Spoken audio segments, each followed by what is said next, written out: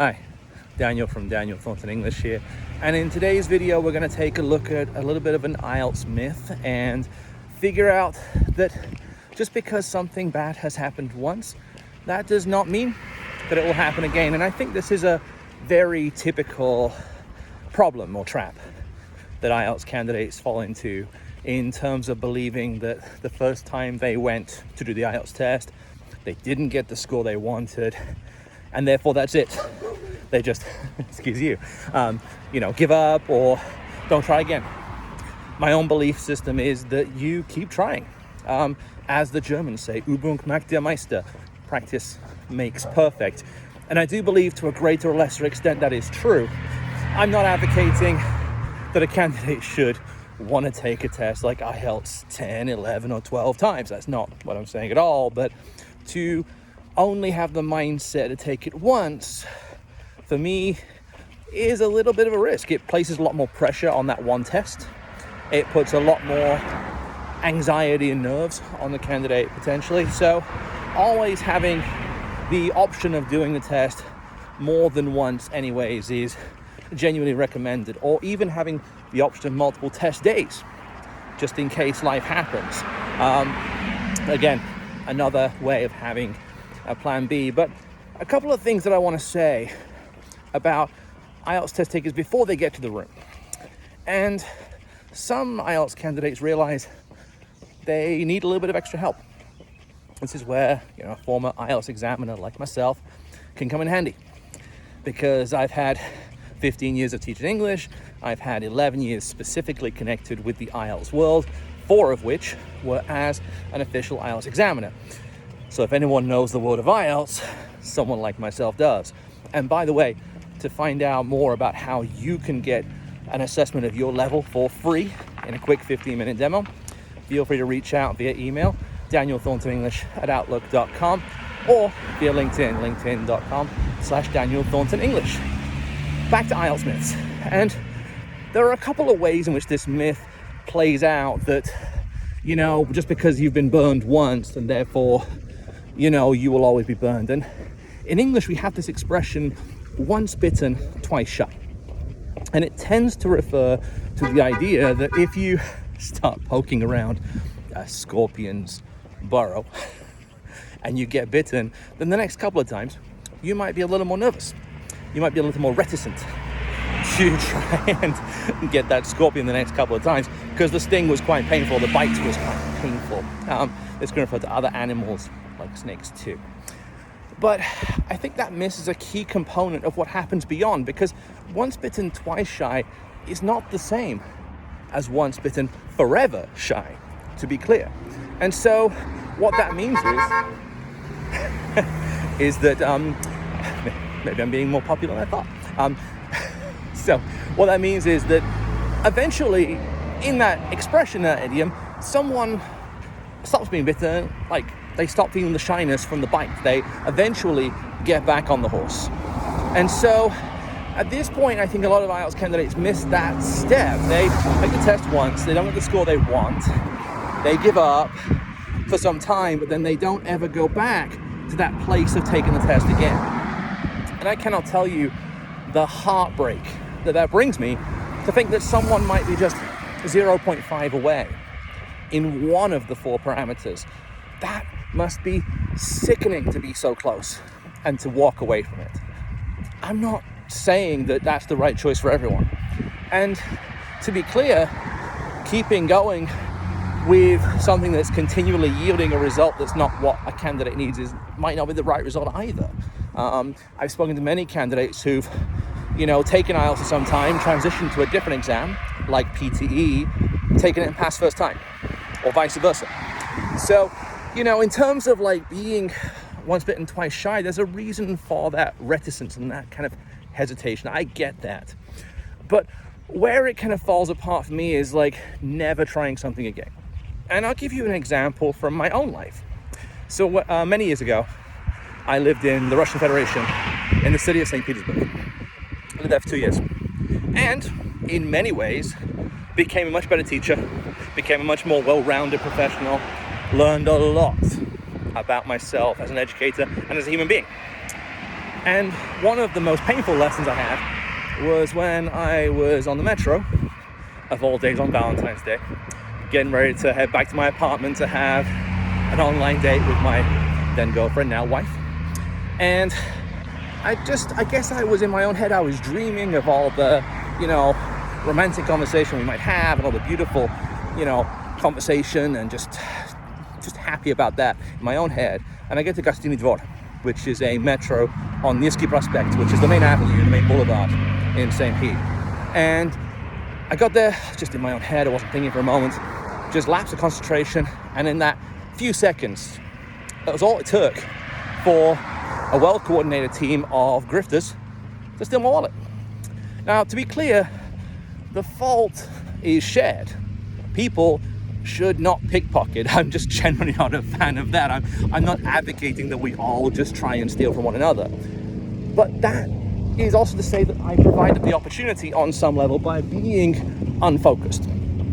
I did not bring my full attention to that metro on that day. And so by the time I realized what had happened, I'd already been left with a sense of guilt and remorse that I could have done more. My own fault. In the same way, my brother came to visit me when I lived in Spain. I taught in Catalonia for a year, in a town called La Garriga. Small town about 45 minutes outside of Barcelona. And one evening, we went out to Barcelona, kind of to see the sights. We went to watch a Barcelona game. Afterwards, we went down a street called La Rambla, the main street in Barcelona. And, we were there, we're having a great time, had a couple of nice drinks, feeling very, very calm and relaxed. Again, the attention slipped. And for that split second, my brother's attention focused went elsewhere, and boom, his wallet went too. So it's a pretty universal thing to have a lapse of concentration. This could happen in the test as well. And, in some moments, like the speaking test, if I don't hear something, I can just say, I'm sorry, could you repeat that to the examiner? And no harm done. But if that happens during the listening test, for example, and especially in a sequenced part of the listening test, like part 2, where maybe a map is being shown, or there are a series of multiple choice questions, and one question is missed, it can create a kind of domino effect, where a candidate suddenly is disoriented or kind of lost. And because of that, it can make the candidate lose a bunch of points needlessly. Same thing can happen with writing. If a candidate suddenly loses their focus and then tries to go back into writing, and it's like the needle has slipped on the vinyl. It just doesn't quite work. And so for that reason, it's very important to know, to be present in that moment. But those things can happen, and we're all human. In a 3-hour morning session of listening, reading, and writing, it's absolutely human to just have that lapse of concentration. But what's not the right response to do is say, well, I had a human lapse, so I'm never going to take this test again. That's not the way to do it. And I'll bring some more real life experience to prove that point. For 5 years, I was a stay-at-home dad. And I cannot tell you the number of times that I wish I had been better prepared or had been able to predict what would happen next. Whether it be changing my little one, or having her food ready, her milk ready when she was little, having the next activity or game ready, being prepared to answer the unexpected questions that she had, reacting quickly enough when she would toddle off to a space. All of these, I wish that I had done better as a parent, and I still do. I'm a lifelong learner as a parent, and I'm always demanding the best of myself, because that will mean the best for my little one. But if I, at the first moment of panic, or the first moment of distress, or the first time that I faced a moment where it didn't go right, I just packed it in, what would that make me as a parent, as a father?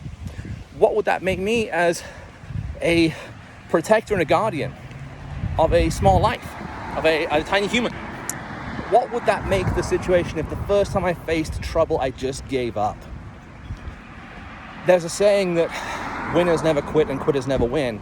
And while I wouldn't go that far, I certainly believe that if you're going to sign up for a language test, you should sign up with the mindset that it might not go perfectly the first time, that it might just need that second go to get you over the line.